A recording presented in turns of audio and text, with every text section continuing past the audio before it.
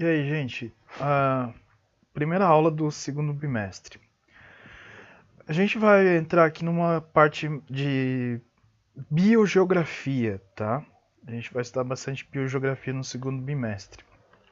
Então a gente vai começar entendendo quais são os principais não, acho que todos os biomas mundiais e os biomas brasileiros também nessas duas primeiras aulas. Talvez eu separe elas em duas partes, mas acho que não vai ser necessário.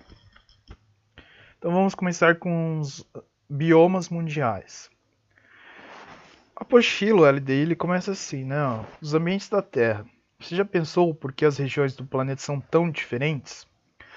A gente já vem discutindo isso com o tempo, né? Bastante tempo. Normalmente é relacionado à sua localização, onde está no planeta, né? E também por causa do clima, da temperatura, da frequência de chuvas, a quantidade de luz solar. São vários fatores. A Antártica é um continente utilizado. Meu Deus, voltando. Antártida é um continente localizado no hemisfério sul, coberto de gelo, onde vivem focas e pinguins. Está representado aqui por essa imagem aqui, ó. Em outras partes do mundo, há regiões onde faz calor e há florestas, que abrigam uma grande variedade de plantas e de animais. Aí tem as perguntas aqui, né? Diálogos.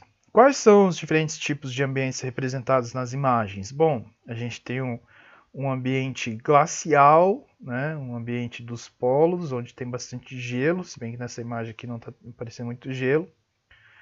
A gente tem um ambiente de floresta, uma floresta tropical, pode ser uma floresta brasileira. A gente tem uma região desértica, que também pode ser uma região, um bioma brasileiro, conhecido como Caatinga. A gente tem uma região costeira, né? Um litoral de praia, okay? Que, claro, no Brasil tem muita praia. Será que os seres vivos que habitam a Antártica, eu acho que é Antártida, tá errado isso aqui, tá? Sobreviveriam em florestas ou no deserto? Eu vou tirar uma dúvida. Deixa eu ver se é Antártida ou Antártica. Continente. Eu falei, olha aqui, a apostila tá errada. É continente Antártido, ou chamado de Antártida, não Antártica. Cara, a apostila tá muito errada. Antártica é marca de cerveja. Olha aqui, ó. Antártica.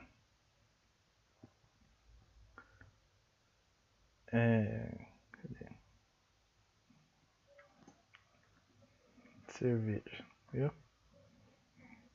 Aqui, ó. Essa cerveja ruim aqui, ó. Antártica. Ok? Bom, ignorem isso. Eu vou mandar uma mensagem para Positivo falando que eles escreveram errado o nome do continente. É Antártida. Voltando para a aula. Será que os seres vivos que habitam a Antártida sobreviveriam em florestas ou no deserto? No final ali do segundo capítulo do primeiro bimestre, a gente discutiu sobre isso, né? Então vocês já estão com essa bagagem de conhecimento e sabem que não é possível, né? Que um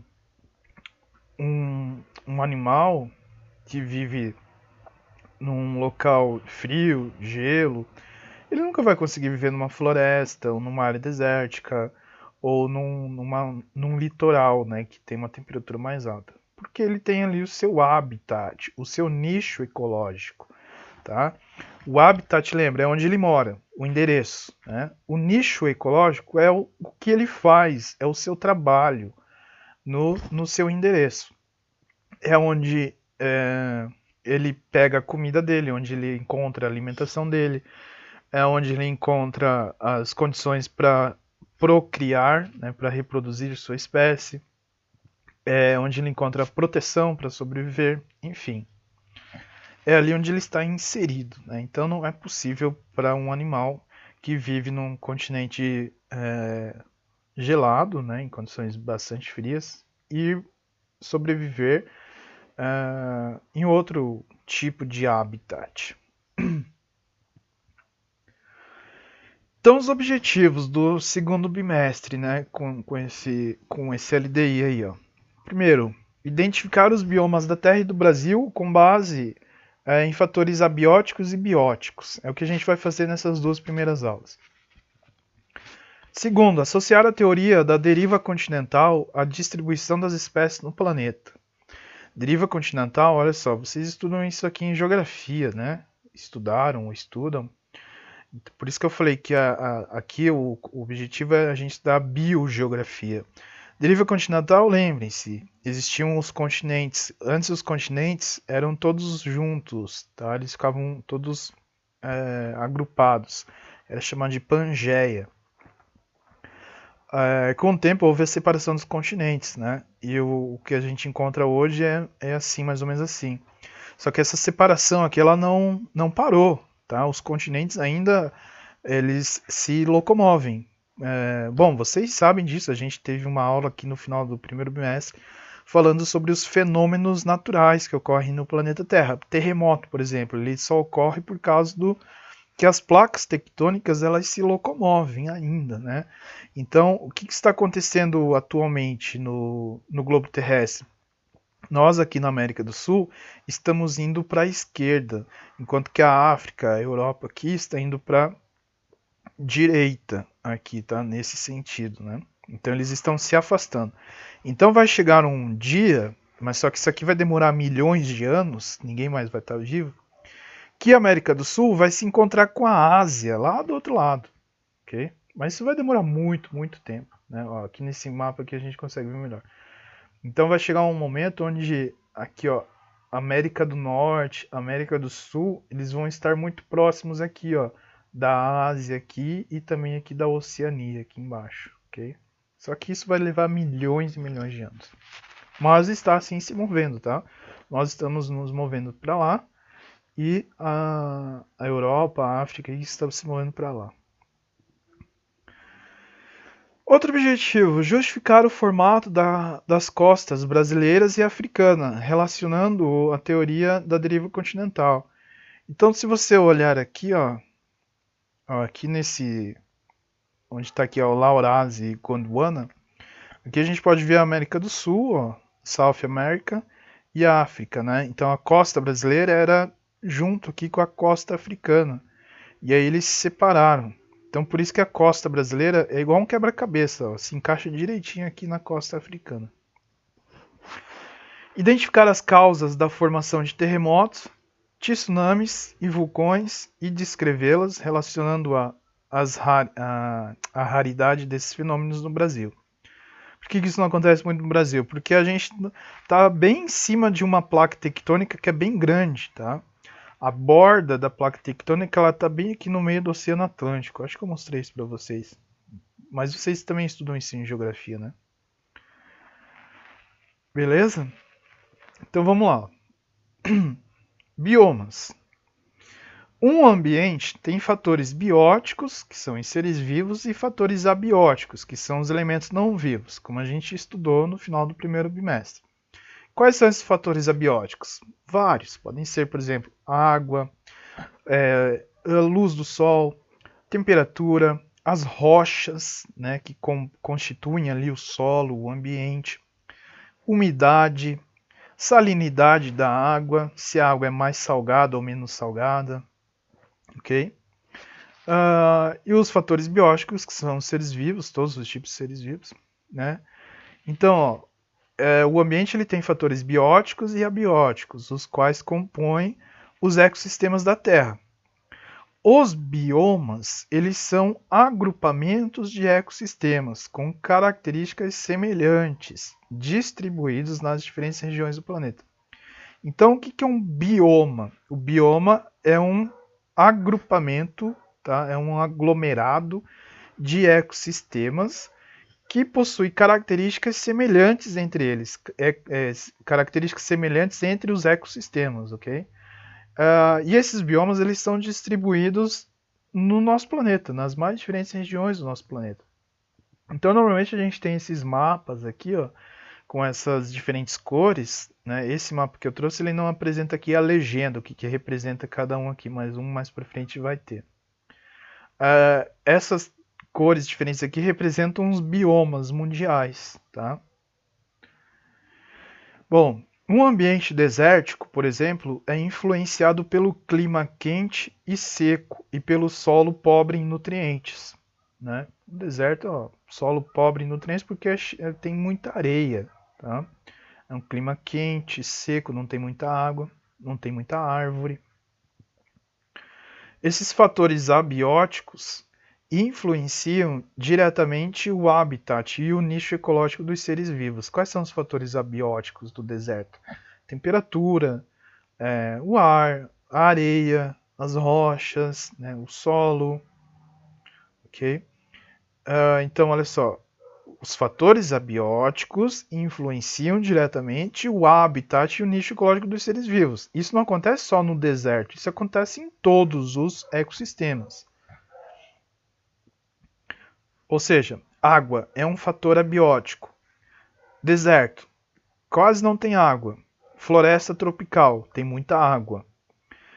Temperatura, deserto, quente durante o dia, frio durante a noite. Floresta tropical, é uma temperatura ali amena, né? Mas ela não tem uma grande variação. Então, esses fatores abióticos vão determinar quais seres bióticos, quais seres vivos vão sobreviver nesses ambientes. Por exemplo, né, os cactos que são plantas típicas de um ambiente desértico, devem ser capazes de sobreviver à escassez de água, de nutrientes e à alta incidência de luz solar. Tá? Então, ó, cactos, eles são adaptados a sobreviver nesses ambientes aqui, onde os fatores abióticos que são pouquíssima água, como está escrito aqui, ó, pouquíssima água, escassez de água, pouquíssimos nutrientes, porque é um solo pobre, né, tem muita areia, e há uma alta incidência de luz solar, ou seja, tem bastante luz solar durante, por incrível que pareça, essa foto aqui está nublado, mas normalmente os desertos eles quase não têm nuvens, né? Então os cactos eles são adaptados a sobreviver nesses ambientes desérticos aqui. Uma, uma árvore, um pé de manga, por exemplo, que é de uma floresta tropical, não sobrevive aqui, porque o pé de manga precisa de muita água, precisa de muito nutriente e tem que ter sol, mas tem que ter numa medida certa, não pode ser sol direto, sem parar, ok? Então, ó, fatores abióticos influenciam quais seres vivos vão sobreviver naquele local. Assim, essas plantas estão adaptadas às regiões áridas. Aqui o texto está falando dos cactos, né? Regiões áridas, ou seja, a biomas que apresentem essas características. Desertos, ok? Olha uma outra curiosidade dos cactos. Os espinhos dos cactos são folhas modificadas que evitam a perda de água e os protegem de predadores, como animais herbívoros. Essas plantas armazenam água em suas células e têm um revestimento externo que reduz a transpiração. Então esses espinhos aqui dos cactos, ó, eles são folhas adaptadas. Esses seres vivos, tá? Essas plantas aqui, adaptaram essas folhas, transformaram essas folhas em espinhos. Qual é o objetivo? Evitar que seres vivos herbívoros, animais herbívoros, venham se alimentar de cacto. Né? Nem todos os cactos têm espinhos. Tanto que na região nordeste do Brasil, ali na Caatinga, que é um bioma, existem cactos que não têm espinhos e os animais, as vaquinhas, se alimentam dos cactos, tá? Além disso, os cactos eles têm ó, esse revestimento externo aqui ó, na parte externa da sua estrutura, tipo uma cera, tá? Que reduz a transpiração, ou seja, para evitar a perda de água, ok? Então, ó, biomas mundiais. vamos agora conhecer esses biomas mundiais. É aquilo que eu falei antes, ó. Aqui tem um mapa onde tem essas cores, aí esses mapas eles variam também, assim, né? Não tem um mapa fixo para isso. Onde está mostrando aqui, ó, por exemplo, verde, florestas tropicais, ó. Então a gente pode ver que no Brasil tem bastante verde aqui, né? Aí o roxinho, savanas, tá? Na África também tem bastante savana, ó. No Brasil, as savanas aqui é a região da Caatinga e do Cerrado, ok? Desertos, ó, em laranja aqui, né? Desertos. A gente pode ver que tem bastante deserto aqui na África, tem aqui na Oceania, tem na Ásia, aqui no sul dos Estados Unidos e norte do México também tem. Aqui no sul da América do Sul, aqui nessa região, na parte oeste aqui da América do Sul também tem cerrado. Então esses mapas aqui eles variam, tá? Mas representam os biomas mundiais. Cada bioma mundial compreende um agrupamento de ecossistemas semelhantes em diferentes continentes e regiões do mundo. Por meio deles, a interação entre fatores físicos, que são os clima, altitude, pluviosidade, quantidade de chuva, e seres vivos é mais bem estudada e caracterizada, em especial a vegetação. Uma coisa importante, olha só, gente. A flora de um ambiente influencia diretamente a fauna de um bioma. Calma aí. Lembra que ali atrás, ó, eu falei aqui, ó, né, nesse slide aqui, ó. Um ambiente desértico, por exemplo, é influenciado pelo clima quente e seco e pelo solo pobre em nutrientes. Tá? Esses são os fatores abióticos. Esses fatores abióticos influenciam diretamente o habitat e o nicho ecológico dos seres vivos. Essa frase aqui está falando assim, ó. Os fatores abióticos influenciam diretamente sobre os fatores bióticos. Ele está falando de plantas e animais e de outros seres vivos, né?